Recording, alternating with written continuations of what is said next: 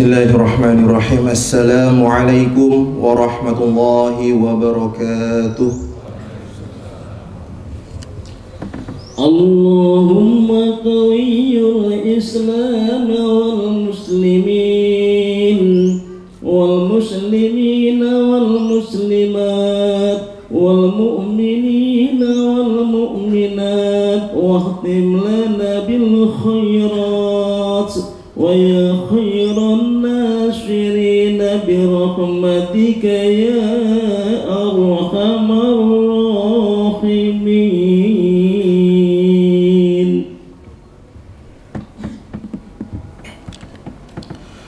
Allahu akbar, Allahu akbar, Allahu akbar.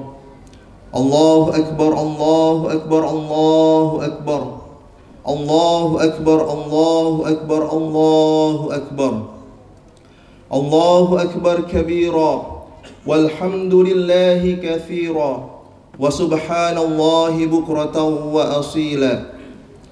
La ilaha illallah wahdah sadaqa wa'dah wa nasara 'abdah wa 'azza jundahu wa hazama al-ahzab wahdah. La ilaha illallah wa la na'budu illa iyyah مخلصين له الدين ولو كره الكافرون. لا إله إلا الله والله أكبر. الله أكبر ولله الحمد. الحمد لله الحمد لله وكفى والصلاة والسلام على رسول الله المصطفى وعلى آله وصحبه ومن وفى. أما بعد فيا أحباب الله وأحباب رسوله صلى الله عليه وسلم عباد الله، أوصي نفسي وإياكم بتقوى الله فقد فاز المتقون، فلا تموتن إلا وأنتم مسلمون. كما قال الله تعالى في القرآن الكريم: يا أيها الذين آمنوا اتقوا الله حق تقاته ولا تموتن إلا وأنتم مسلمون. الله أكبر، الله أكبر، الله أكبر ولله الحمد. Hadirin jamaah salat Idul Adha rahimani wa rahimakumullah. Alhamdulillah, puji syukur, marilah bersama-sama tentunya jangan sampai pernah kita lupakan untuk senantiasa kita panjatkan kehadirat Allah Subhanahu wa taala atas segala macam limpahan nikmat serta karunia-Nya yang terus-menerus Allah Subhanahu wa taala berikan kepada kita tiada hentinya hingga detik ini.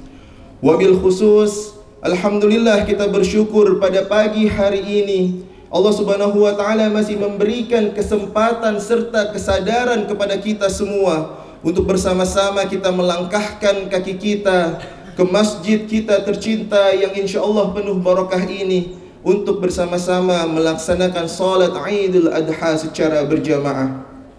Yang mana hadirin sekalian yang dirahmati Allah Subhanahu wa taala, mungkin pada 9 hari sebelumnya sejak awal Zulhijjah kita telah bersama-sama berupaya mengerahkan segala waktu, tenaga dan juga kesempatan yang kita miliki untuk mendapatkan yang namanya cinta serta perhatian dari Allah Subhanahu wa taala. Sebagaimana yang Rasulullah sallallahu alaihi wasallam sabdakan pada salah satu hadisnya, yang mana kemudian hadis ini dikutip oleh sahabat Ibnu Abbas radhiyallahu taala anhuma, yang mana kemudian diabadikan oleh Imam Al-Bukhari rahimahullahu ta'ala di dalam kitab sahihnya, hadis nomor 969. Rasulullah sallallahu alaihi wasallam bersabda, "Ma min ayyam al-amalus salih fihinna ahabbu ila Allah min hadhihi al-ayyam al-'ashr." Qalu, "Wala al-jihad fi sabilillah ya Rasulullah?" Qala walal jihad fi sabilillah illa rajulun kharaja bimalihi wa nafsihi falam yarji' min dhalika bisyai'. Rasulullah sallallahu alaihi wasallam bersabda, tidaklah ada hari-hari di mana amal soleh, amal kebaikan, amal ibadah yang kita lakukan di dalamnya begitu dicintai oleh Allah Subhanahu wa taala. Bukan hanya diterima, akan tetapi juga dicintai oleh Allah Subhanahu wa taala, melainkan dibanding dengan 10 hari pertama bulan Zulhijjah. Yang mana lantas kemudian para sahabat bertanya, meskipun itu dibandingkan dengan jihad fisabilillah wahai Rasulullah, Rasulullah pun menjawab, ya, meskipun itu dibandingkan dengan jihad fisabilillah, kecuali jihadnya seorang pejuang yang mana ia keluar membawa harta dan jiwanya, akan tetapi tidak mampu kembali lagi melainkan wafat fisabilillah. Hadirin jamaah salat Idul Adha rahimani wa rahimakumullah.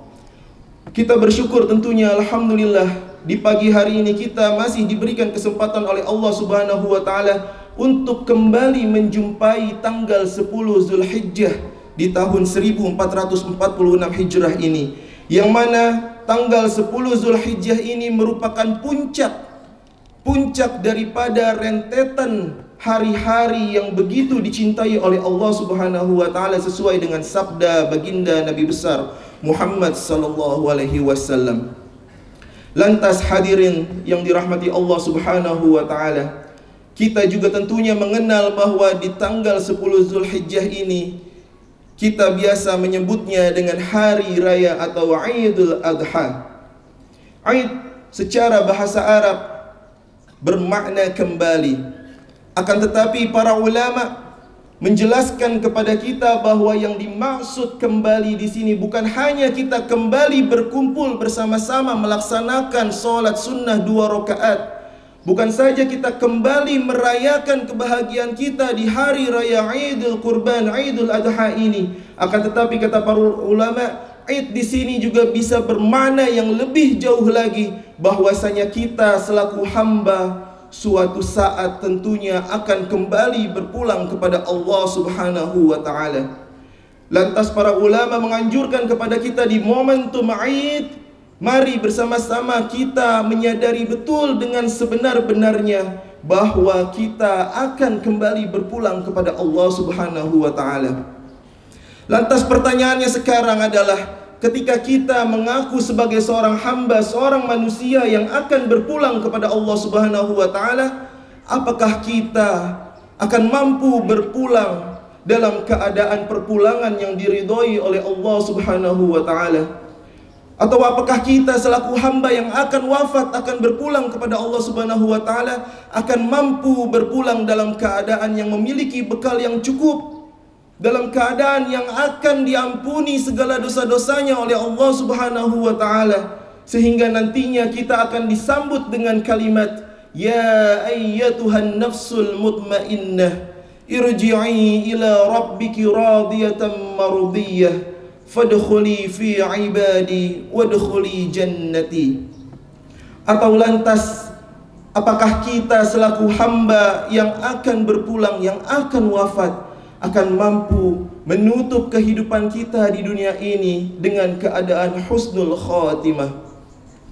Ini yang harus kita renungkan dan harus kita pertanyakan, wahai hadirin yang dirahmati Allah Subhanahu wa taala.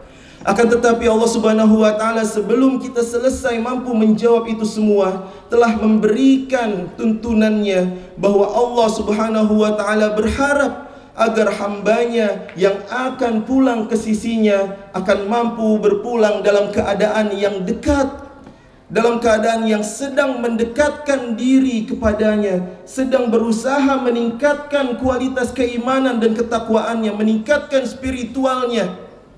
Maka dari itu, kedekatan, dekat dalam bahasa Arab disebut qurba.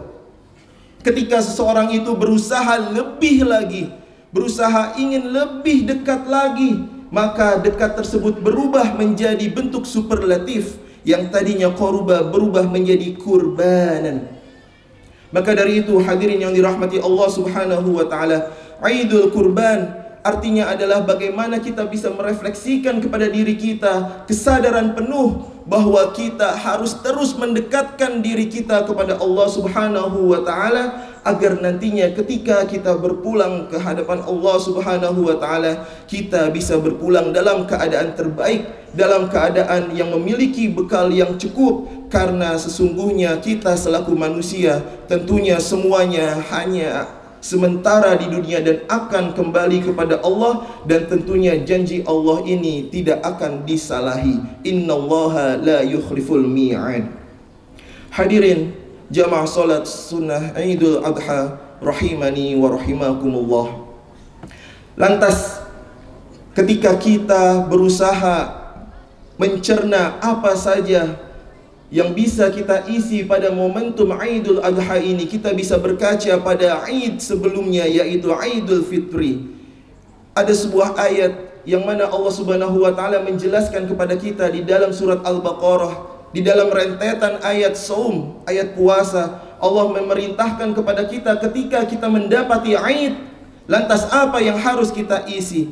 Allah Subhanahu wa taala berfirman kepada kita, walitukmilul iddata walitukabbirullaha ala ma hadakum. Kata Allah Subhanahu wa taala, tatkala kita sampai kepada hari raya, kepada hari Id, lantas yang diperintahkan adalah walitukabbirullaha ala ma hadakum. Hendaklah kalian semua bertakbir, mengesahkan Allah Subhanahu wa taala. Akan tetapi kata para ulama di sini bukan hanya takbir yang diucapkan sebatas lisan, takbir yang sejak tadi kita lantunkan bersama-sama.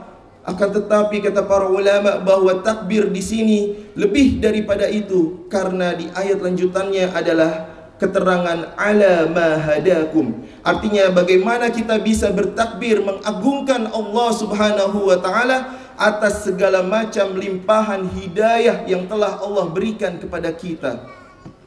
Kalau kita mau bermuhasabah sejenak, hadirin yang dirahmati Allah Subhanahu wa taala, bukankah beberapa bulan yang lalu kita baru saja mendapati madrasah Ramadan, dan kemudian kita mendapati Idul Fitri, kemudian kita masuk ke bulan Syawal. Dan kalau kita merenung dan melihat bagaimana diri kita di beberapa bulan yang lalu, terkhusus ketika bulan Ramadan, bukankah hidayah Allah begitu besar diberikan kepada kita?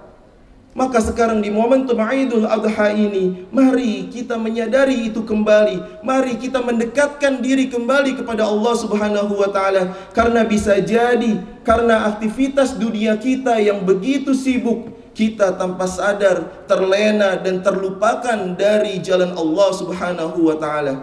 Kita lihat bagaimana sholat kita. Apakah kita masih menjadi pribadi yang semangat dalam meningkatkan kualitas serta kuantitas sholat kita, baik yang fardu maupun yang sunnah? Ataukah kita saat ini kembali terlenakan, masih menjadi pribadi yang mungkin ketika ada panggilan azan, kita berangkat ke masjid masih menunggu datangnya panggilan qomat?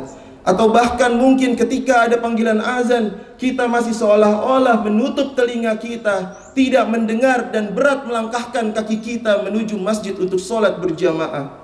Kita juga mari melihat bagaimana bacaan Quran kita, bagaimana puasa sunnah kita, bagaimana sedekah kita. Apakah kita masih mengingat itu semua? Apakah kita masih menjaga hidayah yang telah Allah berikan kepada kita hingga saat ini? Ataukah tadi kita terlenakan oleh kehidupan dunia kita sehingga tanpa sadar kita menjauh dari Allah Subhanahu wa ta'ala? Allahu Akbar, Allahu Akbar, Allahu Akbar, walillahil hamd. Hadirin jamaah salat Idul Adha rahimani wa rahimakumullah. Ulama banyak memberikan pertanyaan-pertanyaan yang sesungguhnya menggugah hati kita, terlebih wabil khusus di momentum Idul Adha ini, dalam rangka kita meningkatkan semangat spiritualitas kita, meningkatkan ibadah kita kepada Allah Subhanahu wa ta'ala. Di antaranya pertanyaan yang sering sekali ditanyakan, yaitu adalah bagaimana tujuan kita dalam berkehidupan di dunia ini. Maka kalau kita buka literatur Islam, para ulama ketika membahas tujuan dari kehidupan manusia, sesungguhnya mereka semua sepakat bahwa sejatinya tujuan dari kita berkehidupan di dunia ini tiada lain adalah mengharapkan kebahagiaan di dunia dan di akhirat. Maka dari itu kita sering berdoa, Rabbana atina fid dunya hasanah wa fil akhirati hasanah wa qina adzabannar. Dan wabil khusus bagi kita umat Islam, kebahagiaan yang paling hakiki yang nantinya kita harapkan adalah kita bisa kembali berpulang ke sisi Allah, dan kemudian kita bisa berjumpa dengannya di surganya Allah Subhanahu wa ta'ala. Itu adalah kebahagiaan yang sejati. Akan tetapi ada juga catatan dari para ulama bahwa ketika kita ingin mendapatkan kebahagiaan tersebut, mustahil kita bisa mendapatkannya tanpa kita memiliki ilmu. Maka dari itu kita banyak sekali melihat betapa banyak manusia di dunia ini yang terlenakan oleh tipu daya dunia, merasa mungkin dengan kebahagiaan yang semu, katakan misalkan dengan harta ia bisa mendapatkan bahagia, katakan mungkin dengan jabatan ia bisa mendapatkan bahagia, dan lain sebagainya yang hanya senda gurau ataupun tipu muslihat belaka dari dunia yang sementara ini. Lantas kalau kita renungkan, wahai hadirin yang dirahmati Allah Subhanahu wa ta'ala, bukankah kehidupan kita di dunia ini begitu singkat? Rata-rata umur umat Islam pada saat ini tidak lain hanyalah 60-70 tahun saja. Lantas mengapa kita mau mengorbankan waktu singkat kita di dunia ini demi semata-mata mengejar kebahagiaan dunia yang semu? Bukankah lebih baik kita sebaliknya, kita bersabar dengan keadaan apapun kita di dunia ini? Yang terpenting adalah kita bisa dekat dengan Allah Subhanahu wa ta'ala, kita bisa kurban lebih dekat, sehingga setiap kehidupan kita bisa isi dengan hal-hal yang dianjurkan berada di jalan Allah Subhanahu wa ta'ala. Allahu Akbar, Allahu Akbar, Allahu Akbar, walillahil hamd. Hadirin rahimani wa rahimakumullah, setidaknya pada momen Idul Adha ini, Idul Kurban ini, Allah Subhanahu wa ta'ala memberikan 3 kondisi kepada kita dalam rangka kita ingin mendekatkan diri kepada Allah Subhanahu wa ta'ala. Kondisi yang pertama adalah bagi saudara-saudara kita yang alhamdulillah dipanggil oleh Allah Subhanahu wa ta'ala bisa melaksanakan ibadah haji. Disinilah momentum besar yang didapatkan oleh seorang muslim, bagaimana ia dipanggil menuju ke Baitullah, bagaimana di tanggal 9 Zulhijjah kemarin yang merupakan puncak haji sesuai dengan sabda Rasulullah, Al-Hajju Arafah. Mereka diarahkan untuk berkontemplasi, diarahkan untuk merenungi segala kesalahan-kesalahannya, dan diarahkan untuk kembali dekat dengan Allah Subhanahu wa ta'ala.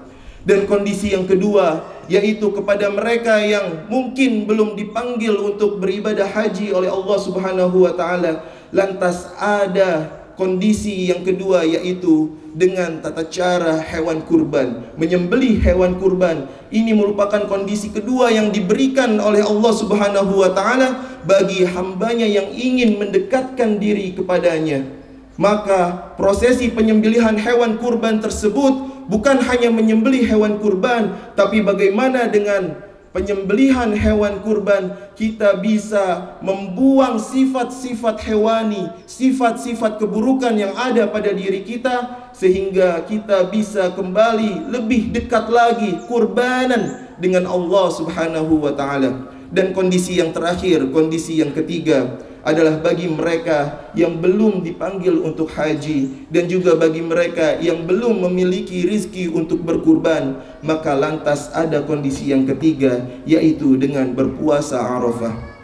Mudah-mudahan kita semua di sini kemarin mendapatkan kesempatan dan juga kesadaran untuk melaksanakan puasa Arafah, karena puasa Arafah ini merupakan momentum yang begitu dahsyat. Rasulullah SAW bersabda, "Shaumu yauma Arafah aktasibu ayyukaffira as-sanah allati qablaha was-sanah allati ba'daha." Puasa Arafah, aku berharap dengan puasa tersebut akan mampu menggugurkan dosa-dosa di tahun yang lalu dan juga tahun yang akan datang. Dan di momentum puasa Arafah ini, wabil khusus di momentum 9 hari kemarin ditambah 1 hari puncak pada hari ini, bagi mereka yang belum bisa melaksanakan haji dan belum bisa melaksanakan kurban, adalah momentum yang tepat untuk kita kembali menyadarkan diri kita atas segala macam kekurangan-kekurangan kita, melepaskan, menghilangkan sisi hewani kita dan menggantinya dengan sisi-sisi kebaikan dari Allah Subhanahu wa taala. Kita berdoa bersama-sama, mudah-mudahan Allah Subhanahu wa taala membantu kita dengan semudah-mudahnya, membantu menyadarkan diri kita untuk menyadari bahwa kita suatu saat akan berpulang kepada Allah Subhanahu wa taala, dan mudah-mudahan ketika kita berpulang, kita bisa berpulang dengan keadaan yang terbaik, dengan bekal yang cukup dan diampuni oleh Allah Subhanahu wa taala. Amin amin ya rabbal alamin. Agar Idul Adha kali ini bukan hanya kita isi dengan kemeriahan, bukan hanya kita isi dengan berkumpul bersama sanak family, bukan hanya kita isi dengan makan-makan bersama, tapi juga kita isi dengan kesadaran penuh bahwa kita selaku hamba harus terus meningkatkan ketakwaan kita, harus terus lebih mendekatkan diri kita kepada Allah Subhanahu wa taala, hingga akhirnya esensi dari Idul Qurban tersebut bisa kita peroleh dengan semaksimal mungkin. Barakallahu li wa lakum fil Qur'anil azim wa nafa'ani wa iyyakum bima fihi minal ayati wa dzikril hakim. Aqulu qawli hadza fastaghfirullaha li wa lakum wa lisairil muslimina wal muslimat fastaghfiruhu innahu huwal ghafurur rahim.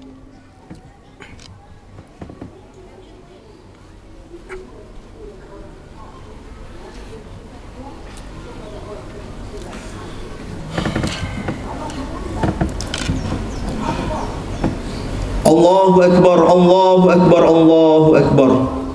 Allahu Akbar, Allahu Akbar, Allahu Akbar, Allahu Akbar. Allahu Akbar kabira walhamdulillahi katsira wa subhanallahi bukratan wa asila. La ilaha illallah wallahu akbar. Allahu Akbar walillahil hamd. Alhamdulillah. Alhamdulillahilladzi arsala rasulahu bil huda wa dinil haqq liyuzhirahu 'alad dini kullih wa kafa billahi shahida. Ashhadu an la ilaha illallah wahdahu la syarika lah wa ashhadu anna Muhammadan 'abduhu wa rasuluh la nabiyya ba'dah. Allahumma salli wa sallim wa barik ala habibana wa syafi'ana wa maulana Muhammad wa ala alihi wa ashabihi wa man tabi'ahum bi ihsanin ila yaumil qiyamah. Amma ba'd. فيا أيها المسلمون اتقوا الله حق تقاته فلا تموتن إلا وأنتم مسلمون واعلموا أن الله أمركم بأمر عظيم أمركم بالصلاة والسلام على نبيه الكريم كما قال الله تعالى إن الله وملائكته يصلون على النبي يا أيها الذين آمنوا صلوا عليه وسلموا تسليما. اللهم صل على سيدنا محمد وعلى آل سيدنا محمد كما صليت على سيدنا إبراهيم وعلى آل سيدنا إبراهيم في العالمين إنك حميد مجيد. اللهم اغفر للمسلمين والمسلمات والمؤمنين والمؤمنات الأحياء منهم والأموات إنك سميع قريب مجيب الدعوات ويا قاضي الحاجات. اللهم أرنا الحق حقا وارزقنا اتباعه وأرنا الباطل باطلا وارزقنا اجتنابه. اللهم إنا نسألك سلامة في الدين وعافية في الجسد وزيادة في العلم وبركة في الرزق وتوبة قبل الموت ورحمة عند الموت ومغفرة بعد الموت. اللهم هون علينا في سكرات الموت والنجاة من النار والعفو عند الحساب. ربنا ظلمنا أنفسنا وإن لم تغفر لنا وترحمنا لنكونن من الخاسرين. ربنا هب لنا من أزواجنا وذرياتنا قرة أعين واجعلنا للمتقين إماما. ربنا آتنا في الدنيا حسنة وفي الآخرة حسنة وقنا عذاب النار. عباد الله إن الله يأمر بالعدل والإحسان وإيتاء ذي القربى وينهى عن الفحشاء والمنكر والبغي يعظكم لعلكم تذكرون فاذكروا الله يذكركم واشكروا على نعمه يزدكم واسألوا من فضله يعطيكم ولذكر الله أكبر وتقبل الله منا ومنكم صالح الأعمال وكل عام وأنتم بخير والسلام عليكم ورحمة الله وبركاته.